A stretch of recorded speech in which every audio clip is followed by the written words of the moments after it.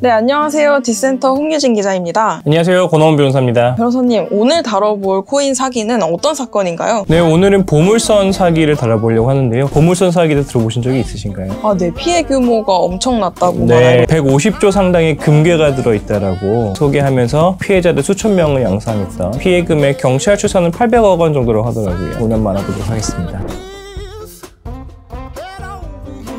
보물선 사기, 동화에서만 나올 것 같은 느낌이 드는데요. 네. 대체 어떤 사기인가요? 몇 년 안 된 일인데 신일그룹이라는 곳이 생겼어요. 이 그룹에서 금괴 약 150조어치가 들어있는 보물선을 발견했다라고 주장을 하면서 인양 비용이나 뭐 이런 것들을 모집하기 시작했습니다. 보물선이라고 하면은 캐리비안 해적 이런 게 생각날 수 있잖아요. 근데 이분들이 주장한 거는 울릉도 앞바다에 러일 전쟁 당시에 침몰한 러시아 배가 금을 실은 채로 바다에 숨겨져 있다. 그럼 이 배가 실제로 있긴 한 건가요? 그 부분은 잘 모르겠어요. 아직 확인이 안 된 부분인 것 같은데 배를 인양하기 위해서 투자자들을 모집하기 시작했던 거죠. 인양비를 1,000억 원 가까이 모집을 했다고 하는데요. 현금으로 모집을 하지 않고 굳이 암호화폐로 모집을 했다고 들었어요. 네, 암호화폐로 하는 가장 주된 이유 중에 하나는 그들이 유사수신의 방법으로 자금을 모집하면서 암호화폐는 돈이 아니기 때문에 유사수신 금지법에 해당하지 않는다라는 주장을 하고 싶었던 것 같아요. 실제로 먹히는 주장인가요? 제가 봤을 때는 어느 정도 일리는 있어요, 사실. 유사수신이라는 거는 금전을 모으는 행위를 얘기를 하거든요. 투자금을 모으는 거를 유사수신이라고 하는데 현금을 받아야지 사실은 유사수신에 해당할 수 있는 것이죠. 다만 최근에는 법원 판례들도 암호화폐로 받았다 하더라도 사실은 금전 투자를 위한 것이고 암호화폐는 단순히 껍질에 불과하다, 유사수신에 해당한다는 판례들도 나오고 있습니다. 그럼 판례들이 나온 걸 보면 흐름을 반영해서 이런 것들도 유사수신으로 볼 수 있게 좀 트렌드가 바뀌고 있는 건가요? 네, 법원의 판단이 조금은 유사수신을 적용하려는 그런 의지가 보이고 있는 것 같은데 사실은 조금 애매해요. 왜냐면 어떤 경우는 진짜로 암호화폐만 받는 경우도 있을 수 있거든요. 그거는 딱 법만 보자면은 유사수신은 해당하지 않고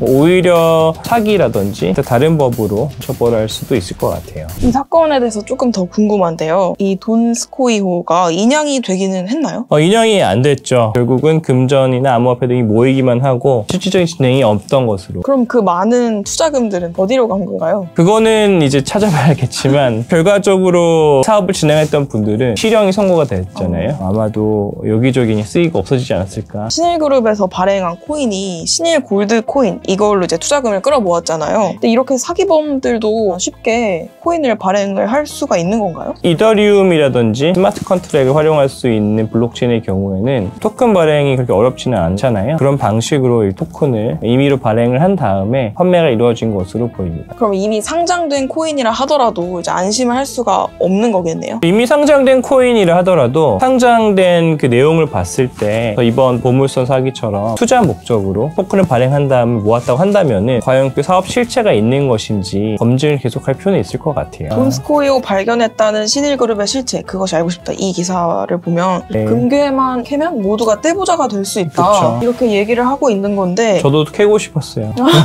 사실 이게 처음부터 사기 냄새가 나지 않나요? 150조 상당의 금괴를 발견했다고 하니까 이제 적은 숫자는 아니었던 거죠. 그래서 더 의심스러운 거 아닌가요? 네, 너무 큰 금액을 보장해주면은 좀 의심을 해볼 거는 맞는 것 같아요. 투자 설명회 같은 기자회견이 열렸다고 하는데요. 굉장히 황당한 부분이 있었던 예. 게 제 앞에서 인증샷을 좀 찍으십시오. 코인을 더 드릴 수가 있습니다. 이때부터 사기 냄새가 많이 났던 거 아닌가 싶은데 좀 헷갈려요. 그러니까 토큰이란 게 무엇인지 암호화폐 무엇인지에 대해서 명확한 정의는 없다 보니까 사기 이용하기 너무 쉬운 거죠. 코인은 가짜지만 자기들은 진짜를 기반으로 암호화폐를 만들었기 때문에 이건 진짜다라는 주장을 많이 하거든요. 어쨌건 사람들은 이 코인은 기반이 있다고 하니까 그럼 믿을만 하겠다라고 생각을 하게 만들었던 것 같아요. 기반이라는 게 그러면 보물선에 묻힌 그 금괴 말하는 건가요? 그렇죠. 실체가 있는 혹은 뭐 경제적 가치가 있는 거를 기반으로 나눠주겠다. 토큰은 단지 상징하는 거다. 코인을 발행한 신일그룹에 대해서도 좀 궁금한데요. 블록체인 사업과 인형 뽑기 사업을 같이 하고 있다. 신일그룹이라고 해서 뭐 굉장히 큰 회사인 것 같지만 사실은 페이퍼 컴퍼니였던 것 같아요. 자본금도 굉장히 적고 하는 일이 이것밖에 없었으니까. 최근에 뭐 형사 판결이 나기도 했지만 신일그룹이 이름을 계속 바꿔요. 사업을 하기 위한 실체 없는 회사가 아니었나. 또 이번엔 금광 코인으로 다시 사기를 치고 있다고 들었어요. 이런 사기가 계속해서 이게 투자 투자자들한테 먹힐 수 있는 이유가 무엇이라고 생각하시나요? 크게 두 가지로 나눠서 볼 수 있다고 생각을 해요. 첫 번째는 실체가 있는 코인이다 라는 키워드를 잡고 싶은 거예요. 뭐 시바코인, 뭐 도찌코인인가요? 개코인. 개코인들을 봤을 때 과연 실체가 뭐냐라는 말이 바로 나오잖아요. 실체가 없는 것들도 이만한 가치가 있는데 근본이제를 생각하고 있는 거예요. 그러니까 어떤 기반이 있는 코인을 발행했다라는 주장을 하고 싶으니까 자꾸 보물선이니 금광이니 이런 말이 나오는 거죠. 그다음에 두 번째는 이 코인들이 판매 방식을 봐야 돼요. 코인 발행 방식이 있고 판매 방식이 있어요. 코인 발행은 실체가 있다고 주장되는 것을 기반으로 발행되는 발행 코인인 거죠. 발행된 거를 판매하는 네트워크가 또 따로 있습니다. 그래서 이 네트워크에서는 다단계 방식으로 일정한 수익, 모집했을 때의 인센티브 이런 걸 기반으로 네트워크를 만드는 거죠. 두 가지가 구분돼서 존재하지만 합쳐진 하나의 프로젝트로 진행이 되는 게 대부분의 경우입니다. 말씀 듣고 생각해보니까 이 신일 골드코인은 금이랑 연동이라도 되어 있지 개코인들 같은 유행하는 밈코인은 전혀 실체가 없는데 차라리 저 같으면 이 신일 골드코인을 더 사고 싶다는 마음이 들거든요. 그래서 이런 신일 골드코인들이 밈코인들을 공격하면서 우월성을 주장을 하죠. 밈코인들은 실체가 없다. 하지만 실체가 있다고 주장하는 부분에 대해서 검증이 안 됐다는 게 큰 문제인 것 같아요. 없는 거를 있다라고 주장을 하는 거거든요. 이제 수사가 거의 종결됐잖아요.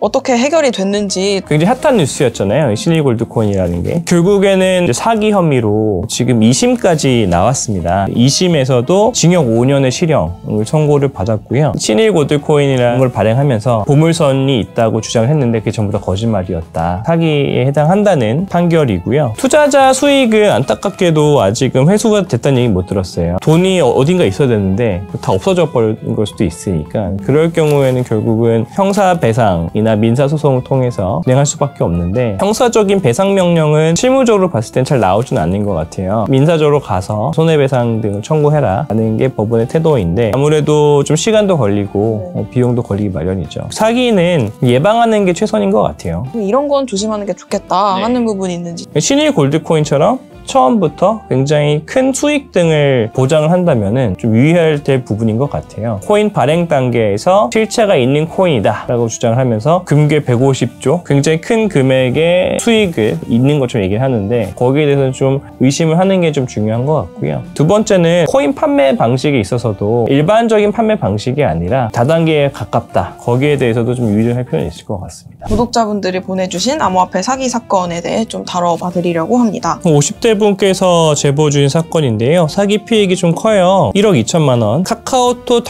단톡방에서 1대1로 채팅 유도한 다음에 알 수 없는 거래소를 통해서 가입을 하게 했다. 투자 금액을 5천만 원 하면은 300% 수익을 준다고 하니까 투자자분은 3천만 원을 입금을 했다. 투자 방식이 정해져 있다고 합니다. 매도 매수를 500만 원 단위로 해야 되는데 피해자분이 5천만 원을 매수했다. 규정을 위반했기 때문에 보증보험을 뭐 한 70% 더 납부를 해야 된다. 이분이 돈이 없으니까 돈을 빌려서 납부를 한 거예요. 안 그러면 안 준다고 하니까. 이체를 하고 보니까 그때부터 홈페이지 접속이 안 돼요. 없어졌어요. 그래서 이분은 지금 5천만 원에 7천만 원 이렇게 해서 총 1억 2천만 원을 사기 당하셨다. 그 다음에 홈페이지 자체가 접속이 안 된다. 통화도 안 되고. 어떻게 보면 전형적인 기획 파산 뭐 이런 것 같아요. 본인이 경찰서로 접수를 하고 싶다고 하시는데 약간 보이스피싱 비슷한 것 같거든요. 좀 빨리 좀 신고를 일단 하셔서 대체 상대방이 누구였는지 이걸 알아보는 게 좀 중요한 상황인 것 같아요. 좀 주의해야 되는 점은 정상적인 거래소인지 알 수 없는 곳에서는 함부로 큰 금액을 입금하면 안 되지 않을까. 법적인 도움을 받으면 잡을 수 있을 확률도 좀 있겠네요. 그거는 모르겠어요. 왜냐면은 보통 가해자분들이 한국 사람이 아닌 경우가 좀 많아요. 좀 자세한 경위라든지 아니면 추가적인 연락처를 설문 폼으로 남겨주시면 구체적이고 자세한 도움 드릴 수 있을 것 같습니다. 변호사님 말씀처럼 긴가민가한 홈페이지 같은 경우에는 큰 돈을 입금하지 않는 게 일단 좋은 방법인 것 같습니다. 지금까지 보물선 사기에 대해 알아봤는데요. 터무니없는 사기라고 하더라도 일단 조심하고 보는 게 상책인 것 같습니다. 좋은 말씀 감사합니다. 네, 감사합니다. 다음 편에도 유익한 정보가 궁금하시다면 구독과 좋아요 부탁드립니다.